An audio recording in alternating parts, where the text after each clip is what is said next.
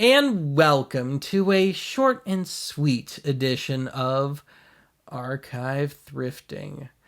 Largely because I've found myself in that wonderful position where I've got too much material for one episode, but not quite enough for two episodes. So what I've done here is I've taken just the footage from the two stores that fit together the best, and that's what we're going to be looking at here today. So first up, we're going to pay our apparently now customary annual visit to I-29 Antiques. And then after that, we're going to pay our first ever visit to a store that is on its third life now in 6 or 7 years. And this is a store that used to be in Sioux Falls proper, and I used to visit it before I moved here. And then it moved down south out of town to the same neck of the woods as I-29 Antiques, and I never did shoot anything down there. And now it is back in Sioux Falls proper and is occupying the same space of another store that is currently south of town in the same neck of the woods as I-29 Antiques, a place called Pickers, and obviously we won't be visiting that one today. But yeah, what a tangled web we weave. But anyway, let me tell you straight up that I did not purchase very much this time around. But that's not to say that I didn't encounter some cool stuff along the way. It's just that it would have been a little impractical for me to pick up. And as for that unused footage, well, I figured if I can get another store's worth of footage, I'll have a good, solid another episode of Archive Thrifting. So I'm gonna shoot for that, and I hope to have another one of these for you by the end of the summer.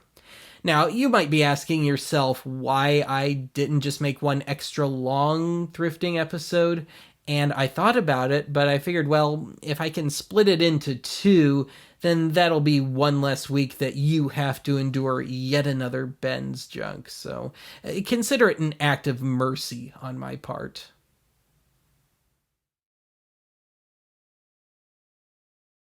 And here we are at I-29 Antiques. It's a nice day out, and oh my god, there's a giant thumb invading the shot. Run! Well, it looks like our resident alien has found some new friends. I especially like the half an alligator, and oh, of course, you get one alien and they start multiplying. Hey, nice swan skeleton. And in the middle, we've got a soldier that can only look away. You know, I don't think that eagle is looking where he's going. Well, there's nothing depressing about this. I feel like I've just wandered into an old folks' home where all the old folks have already died.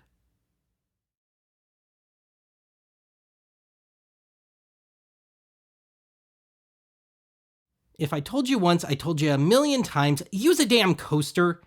This is why we can't have anything nice. And hey, now that is a Halloween decoration, kids.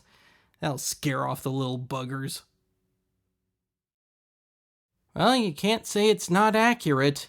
It is indeed part of a vending machine.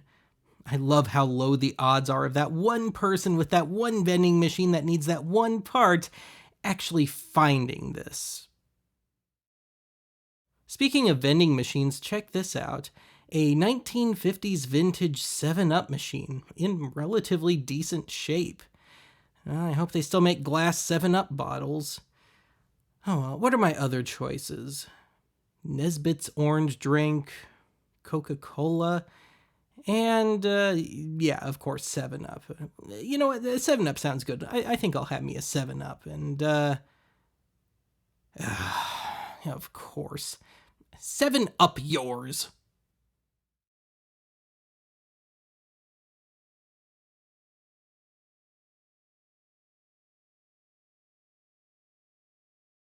You know, in my more Brian Wilson-ish moments, I'd kind of like to have a toy piano. Wonder if it still works. Yep. Well, now I just need to write a teenage symphony to God around it. Did I ever tell you about the time I drove past the Schmidt Brewery and the C, M, and D parts of the neon sign were burned out? And, ick. Old frothing slosh. How do you know when you've had enough? She no longer resembles divine. Hey, a full bottle of Sunkissed. The tag told me so.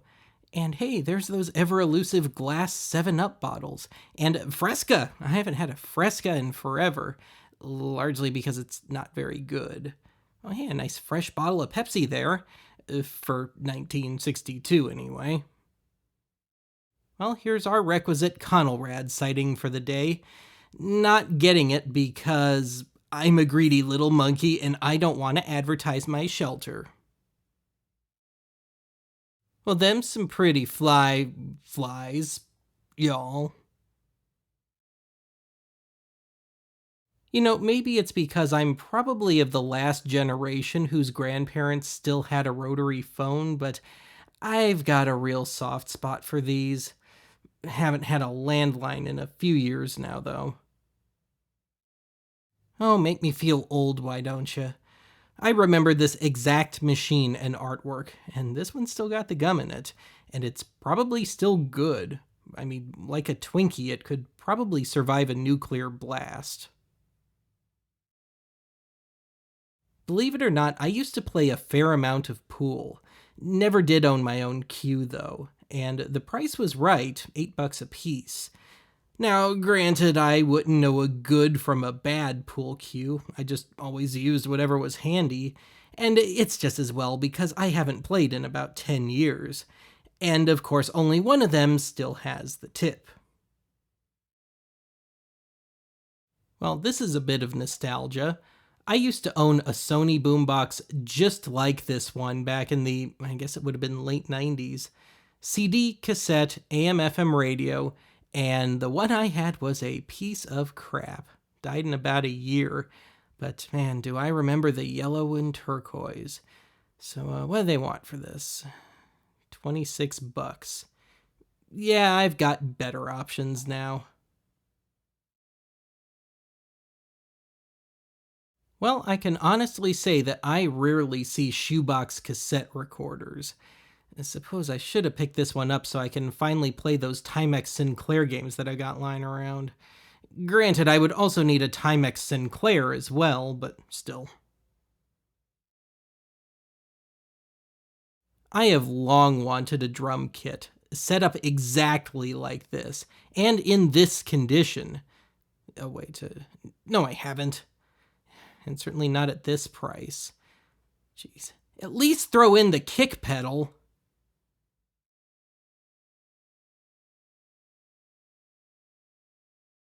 Well, for a second there, I thought one of Lemmy Kilmister's hats somehow found its way out here.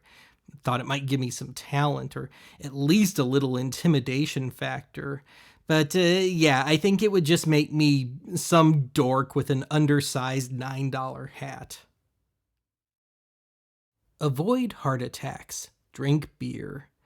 Statement not confirmed by the Food and Drug Administration. Anyone want a rattlesnake beer? Made with real venom.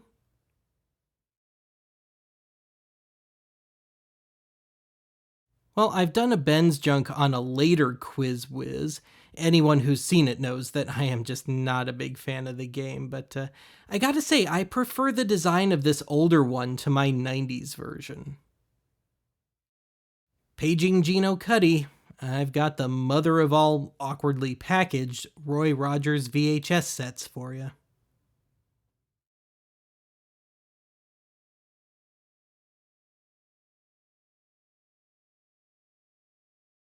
Oh, check this out. This is a Hickok Model 610A TV and FM signal generator to align old tube TVs. This thing has gotta be from the 50s, and I'd imagine it's probably tube driven as well. And it's obviously been through the wars. But yeah, it's still got the manual. Now, I actually own a test pattern generator from the 80s, but I haven't had time to play with it. Not even sure if it works. But yeah, I'm not picking this up because I have no ancient TVs to play with, and I wouldn't know what I was doing anyway.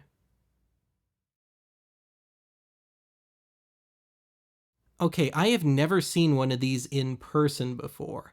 This is an early, probably late 60s, early 70s Sony portable cassette recorder and speakers.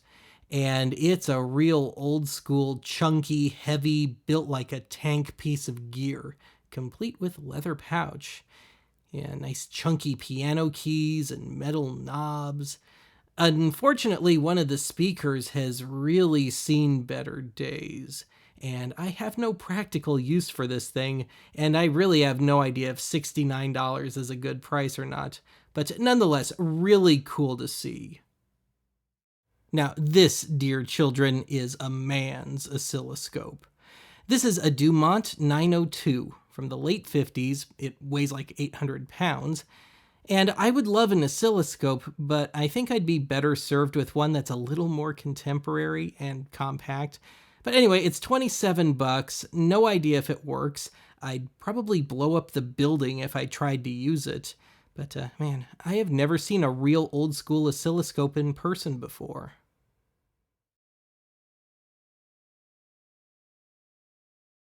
All right, I've never found Black Hawk films in the wild before. Box looks a little crushed and water damaged, and yeah, how much you want to bet it's yeah, moldy. If not for that, at $6, it would have been an instant yes from me. Oh well.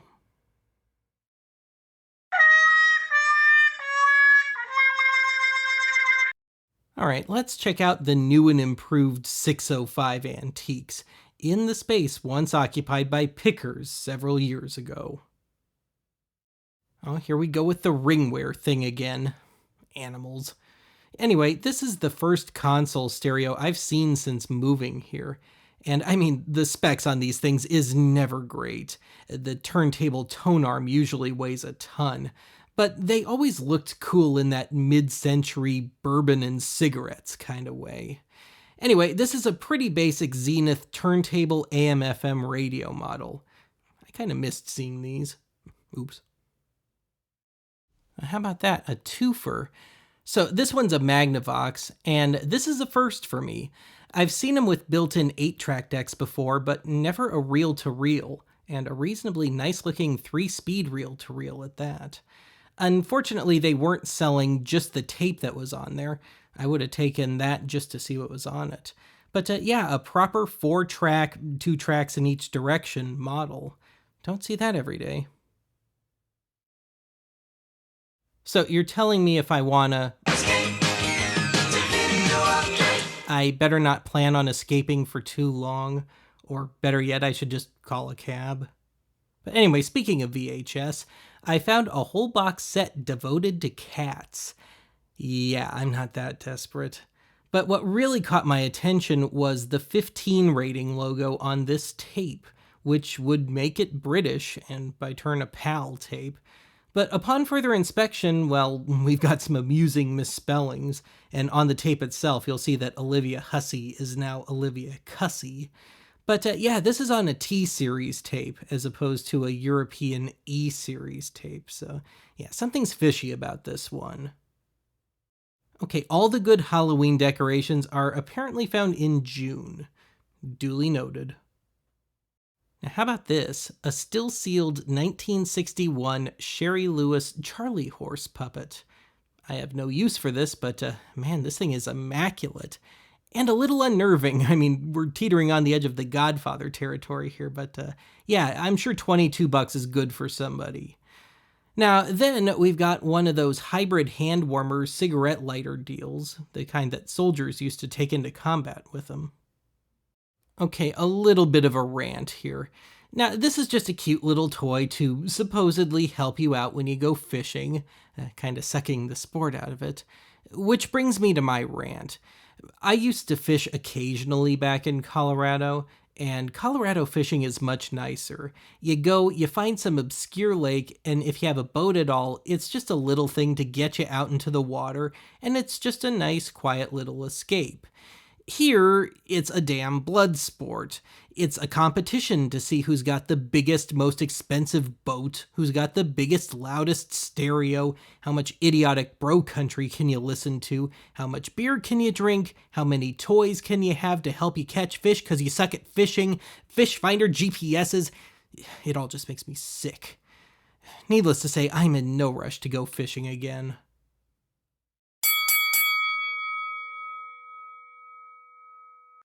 Well, since I only bought at one store today, let's just jump straight to the final haul.